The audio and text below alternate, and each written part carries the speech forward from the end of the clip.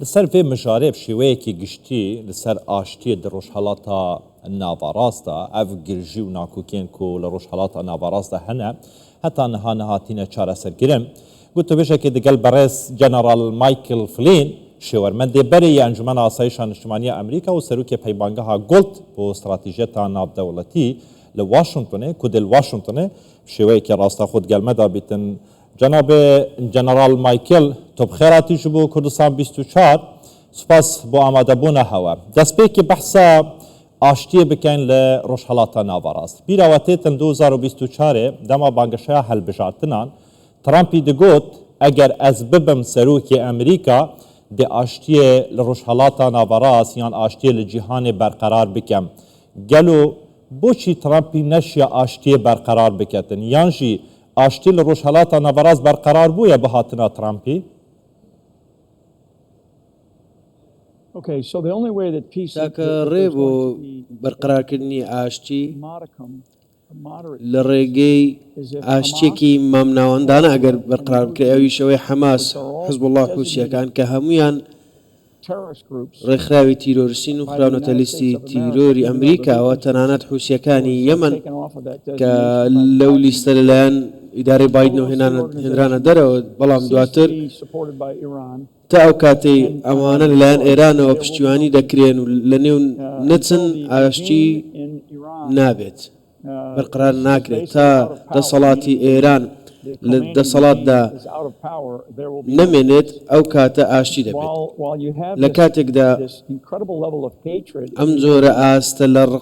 هەڵگرتنە لە ڕۆژهەڵاتی ناوەڕاستدا هەیە لەلایەن لایەنێکی دیاریکراوە نامەوێت باس لەو گفتوگوێ بکەم کە خەڵک باز لە دەوڵەتی جووەکان دەکەن ئیسرائیلیەکان خۆیان خۆیان ئەو لایەنە نین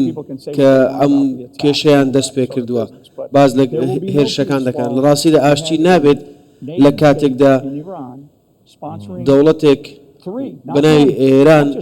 پشتیوانی نەک لە ڕێکخراوی تیرۆریستی بەڵکو پشتیوان لە سێ ڕێکخراوی تیرۆریستی دەکات هەمووان ئامانجیان یەک شتە لەگەڵ ئێران ئەویش لەناوبردنی گەلێک و نەتەوەیەکە ئەمە پلانەکەیانە ئەمەش هەوڵیاندا دۆناڵد ترامپیش لەناو بن هەوڵیاندا سەرۆکی ئەمریکا تیرۆر بکەن بۆیە چۆن دەتوانی گفتوگۆش بۆ ئاشتی بکەیت لە کاتێکدا ئەو ڕێکخراوانە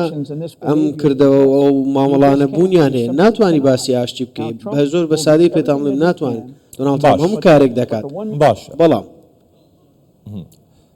برس مایکل لإيران بيجيتين إيرانش بيجيتين أم ده دانوستاندنان دابوين دقل أمريكا بينش قرن دانوستاندنان ملقل أمريكا كرن لهشت أم ده دانوستاندنين خدا بون كو هف بيمانه كأمريكي كإسرائيل جنش كيفا إيرشي سرمكر جبوه چنده أو آشتيا كو قرار بو إيراني و أمريكي لنافچه دست بيبكن إسرائيل تيك دا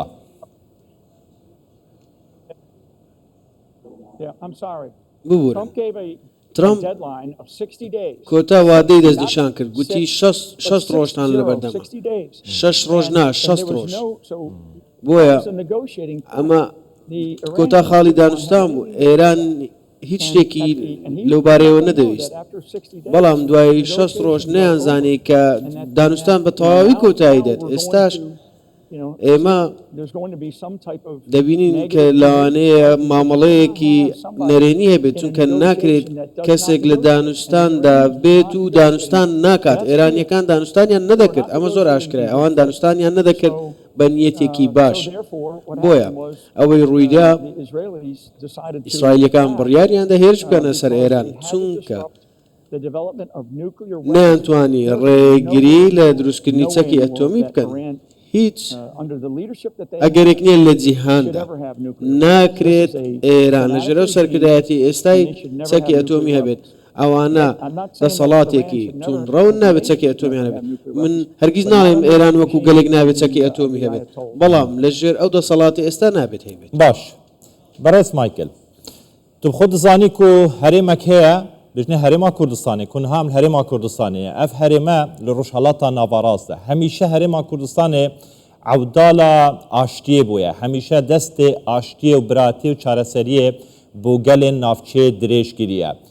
û Amerîka jî hemîşe dibêjîtin ez li dîv aştiyê digerim niha eger ez pisyarê te bikem Herêma Kurdistanê li ku derê li kîveya siyaset û stratîjeta derveya Amerîka de ye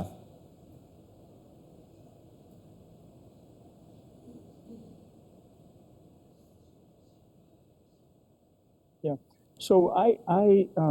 am of the opposite opinion of من the current لا U.S. policy of دژی one یاخود Iraq. پێچەوانەی ئەو سیاسەتی ئێستای ئەمریکا لە عێراق من لە بڕوایەدام دەبێت کوردستان خۆی دەوڵەتێکی سەربەخۆی هەبێت من زۆر بەڕاشکاوی ئەم قسەیەم کردووە گەلی کورد زۆر قارەمان و ئازایە و هەموو توانایەکی هەیە لە ڕووی ئابوووریەوە سیاسیەوە لە ڕووی دیپلۆماسیەوە تەنها لە ڕووی سەربازیشەوە دەتوانێت وەکو گەلێکی خاوەن دەوڵەت بوونی هەبێت ئەمە خاڵی یەکەم ئەمە بڕوای منە دەبێت کوردستان لەژێر سەرکردایەتی ئێستای لەژێر سەرکردایەتی سەرۆک وەزیران و سەرۆک دەبێت پێکەوە کار بکەن و بڕۆنە ئەمریکا و ئەو پشتیوانیە بەدەست بێنن بە دیاریکراوی ئەم سەرۆکی ئێستا چونکە ئەم سەرۆکی ئێستای ئەمریکا ئەم پشتیوانیە بۆیان دەردەبڕێت نازانم چۆن دەبێت بەڵام لەو بڕوایەدام هەرێمی کوردستان شایانیەوە بێتە دەوڵەت چونکە دانوستانکارێکی باشە ڕێککەوتنی ئاشتیانەی دەوێت بە نیەتێکی باش و دانوستان دەکات ئێستا ئێوە دەزانن خەڵک هەموو دەزانن لە ڕۆژهەڵاتی ناوەڕاستدا ئەگەر سیر بکەین کوردستان زۆر گرنگە کورد گرنگە و بەهێزە و سەرکردەی زۆر باشی هەیە قارەمانن لە ڕووی مێژوویەوە بە نیەتێکی باشەوە باش هاتوونەتە پێش لەگەڵ هەردوو لایەن کاریان کردووە من لۆ بڕوایدام ئەمە زۆر گرنگە بەشێکی گرنگی دانوستانکردنە باشە بەرز مایکل دەشێن بێژین دە سیاسەتا دەرڤای ئەمریکا دە استراتیژەتا دەرڤای ئەمریکا ئەگەر دوور مەودا تەماشا بکەین تشتێک هەیە بناوێ دەوڵەتا کوردی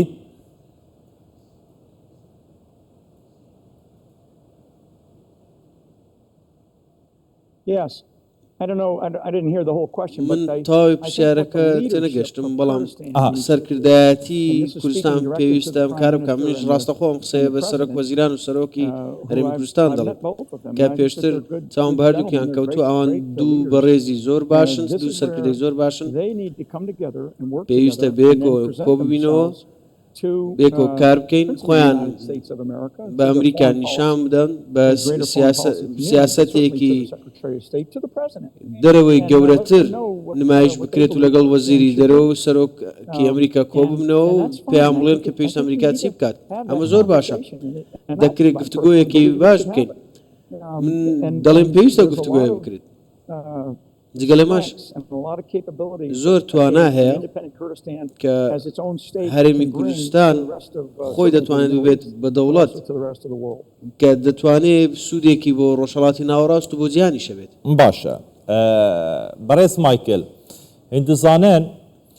کولهەیڤا چار سەرۆک وەزیر مەسعود بارزانی لە ئەمریکایە بوو دوو گرێبەس لەگەڵ دوو کۆمپانیەن ئەمریکی ئەنجامدا کو بە بەهای زیاتر 110 میلیارد دلارên ئەمریکی بوو شو بووە بەرهێنانê di gaza siruştî li Herêma Kurdistanê. Piştî encamdana evan girêbestane karvedanên zor di nava Iraqê da durust bûn.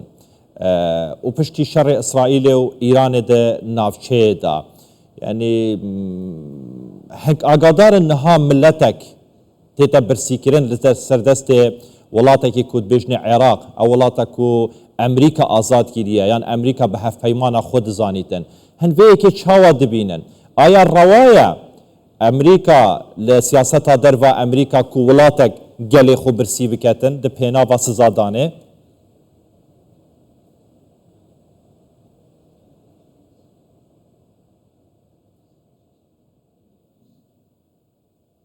So first of all, forgive me because I'm at an airport. So من لە فڕۆکەخانەم بۆیە or the signal is not as clear. لەوانەیە I want to be as clear as I can on this. تۆڕ ئینتەرنێتەکە زۆر باش کار نەکات بە باشی قسەکار نەگات دەمەوێت بڵێم سەرکردایەتی کوردستان هەڵوێستێکی بۆ ئایندەی کوردستان هەبێت کردەوەیەکی هەبێت هەرێمی کوردستان هەموو توانایەکی هەیە بۆی دانوستان بۆ کار بۆ دەوڵەتێکی سربەخۆ بکات ئەمەش بەڕێز مایکل ئەگەر وەرگێرە من درستی پرسیارە من بووتە وەرگێڕێتە سەر زمانی ئینگلیزی مەبەستا من ئەڤە بۆ پشتی ئەنجامدان ئەو دووگرێ بەستێن لە ئەمریکا لە سەردەستی هێژا سەرۆکوەزیر مەسعود بارزانی بە بەهای 110 ملیار دۆلاران بۆ ئەنجامدانەوە بەرهێنانە غازە سروشتی هەرێما کوردستانê یعنی پشتی vêyekê ئیتر حکوومەتە عێراقê dixwazîtin gelekî milletekî siza bidetin li ser vêyekê ku pêşketinên berdewam hene li ser vêyekê ku peywendiyên baş digel Emerîka hene aya di siyaseta derve Emerîkayê de ev yêke rewa ye bi rewa dibînin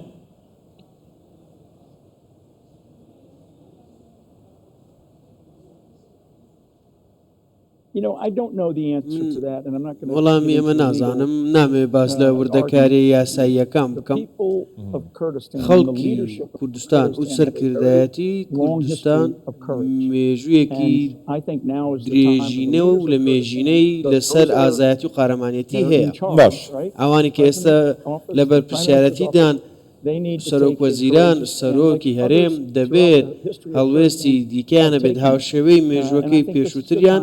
ئەمەش ئێستا ئەو کاتێ ئەم کارە بکەن ئەمە کاتێکی گرنگە لە مێژوودا و سەرۆکی ئەمریکا ئێستا بە شێوەیەکی جیاواز بیر دەکاتەوە لە ڕووی سیاسیەوە بەم شێوەیە بیر ناکاتەوە کە چ شتێک باشترە بۆ گەلانی ناوچەکان ئەمە دەرفەتەکەیە بۆیە زۆر سوپاس کە کاتم بە مندا سوپاس بۆ ئێوە کە ئەو کارەتان بۆ کوردستان و بۆ ڕۆژهەڵاتی ناوەڕاستیش بەڕێز مایکل پرسیارێکا دیکە ئەگەر زەحمە نەبیتن سەبارەت بێ ئەو ملیشیان و لە عێراق هەن ئەو ملیشیان و لە دەربە یاساینە هەمیشە ئەمریکا دەبێژیتن مەکێشە دگەلوان ملیشانە هەیە تێڕوانین و یان داهاتووە ئەمریکا دگەلوان ملیشانە دێ چاوا بیتن دەمەکێدا ئەف ملیشایە بمەترسی لەسەر بەرژەوەندێن ئەمریکا هەرێما کوردستانی عێراقی دزانن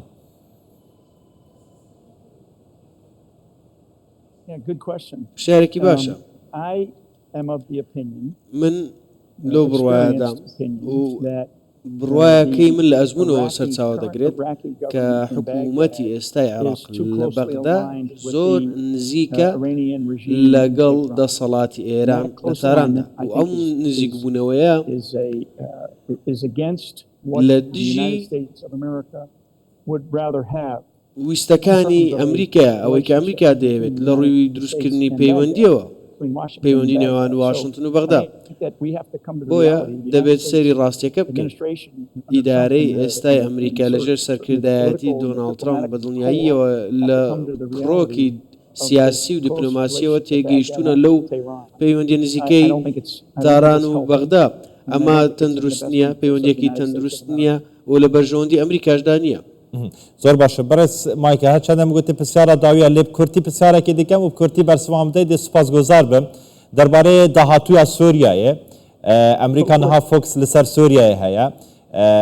ئایا ئەو هەمان سیناریوە ئەفغانستانê ئەمریکا لە سووریای دووبارە دەکەتن ئەمریکا لە سووریا دێخۆڤەکشینیتن و داهاتوویە کوردان لە ڕۆژاوای کوردستانیان لە سووریان چاوە دەبینن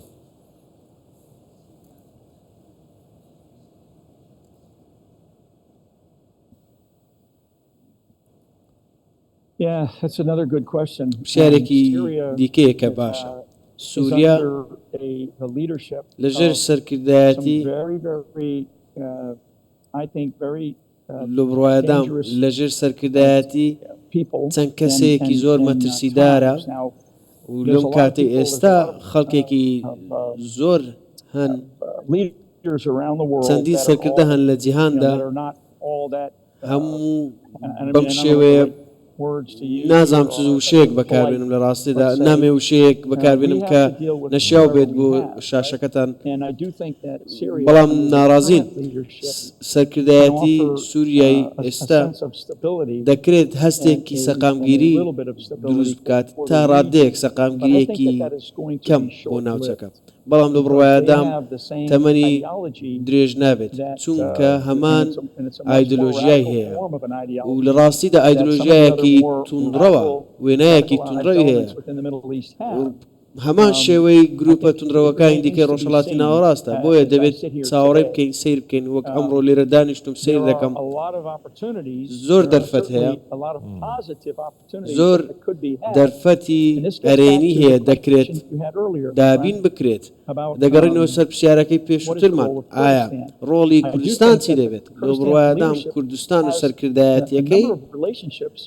چەندین region پەیوەندی and هەیە in لە the ڕۆژهەڵاتی extra-region, ناوەڕاست و even لە دەروێ geopolitically, ڕۆژهەڵاتی including, of course, Turkey ناوەڕاست and بە even دڵنیاییەوە parts of, لەگەڵ parts of North Africa and East Africa. وڵاتانی Kurdistan باکووری leadership ئەفریقا has an ability to be able to communicate توانایی on a much هەیە broader پەیوەندی level دروست بکات لە than ئاستێکی people in the United States, فراوانتردا هاوشێوەی باڵین دەتوانێت پەیوەندی لەگەڵ بەرپرسانی وەزارەتی دەرەوەی ئەمریکاش دروست بکات بۆیە بە ئازایەتی و حەکیمی سەرکردایەتی کوردستان لەو بڕوایەدام لە جیهان دەست ئەمریکا دەتوانێت سربەخۆییان پێ بدات و ئەوان خۆیان لە عێراق جیا بکەن و خاوەن سربەخۆیی بن. زۆر باشە بەڕێز جەنەڕال مایکل فلین شێوەرمەندی بەری ئەنجومەن ئاسایشە نیشتیمانی ئەمریکا و سەرۆکی پەیمانگەها گۆڵد ji bo استراتیژیeta navdewletî li Washingtonê ku şêwekî rasteqol Washingtonê gelme bû gelekî spas berez General.